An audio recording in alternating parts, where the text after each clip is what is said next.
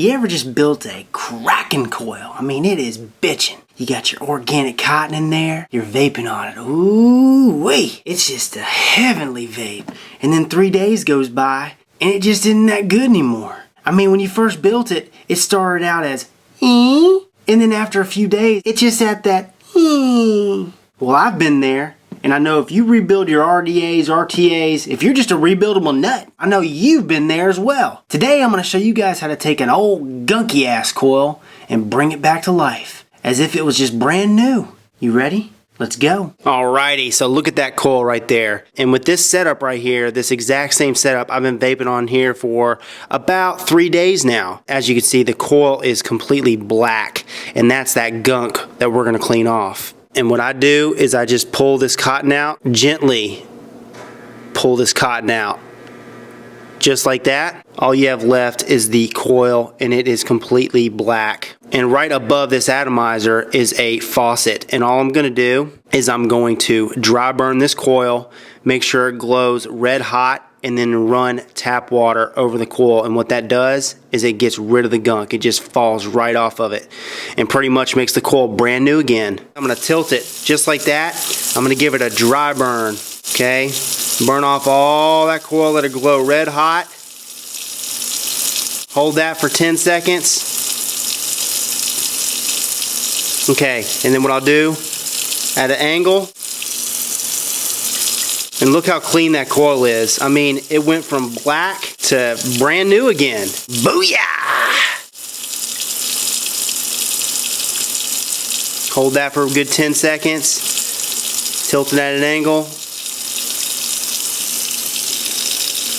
Any excess water that gets on the top of this mod, just wipe it off. Get in there where the atomizer is, gently tap. You don't want to mess the coil up, but just gently tap.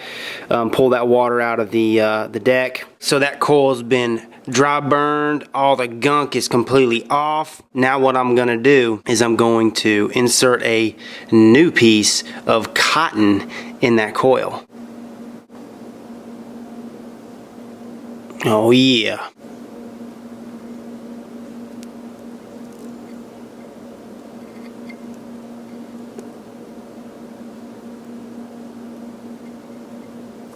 What I like to do with drippers is this piece, instead of cutting it, I place it on the post, because that's the first place it's going to go when I drip. And when I drip and it hits that piece up top, it wicks right down to the coil.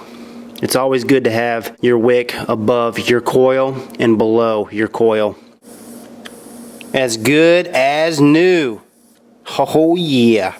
Alrighty, so that is how to clean your coil up. Put some new organic cotton back in there and get back to it. Vaping heaven. Got it back on my preferred personal vaporizer. Right now, the Hanamods V3. This thing takes the cake. I find you just can't beat this regulated 30 watt device. The coil I have is a 1.6 ohm regular micro coil. As you guys saw, I've got her at 21 watts.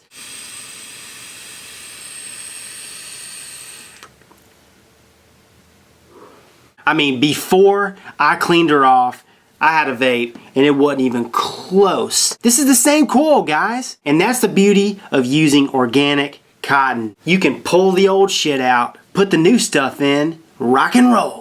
That's also the beauty of microcoils. Microcoils will last you a really long time. If you take care of them, if you clean them off, what I do, just like what you guys saw, clean her off, put new cotton in, and I repeat that process every few days. I've had a coil last me 6 months. It didn't ever die out. It never popped on me. It was 28 gauge and it was just a regular microcoil, but 6 months. Can you believe it? It didn't die on me. I just pulled it out and put a new one in just because I was bored one day. I guarantee it had gone longer than 6 months. That's the beauty of microcoils and cotton. That juice gunks up, gets all black and nasty. All you gotta do is pull the old cotton out, dry burn it, stick it under tap water, falls right off. Pop new cotton back in, and you're rocking and rolling. That is how to revive your coil. This is Rip Trippers, and remember, smoking is dead, vaping is the future, and the future is now.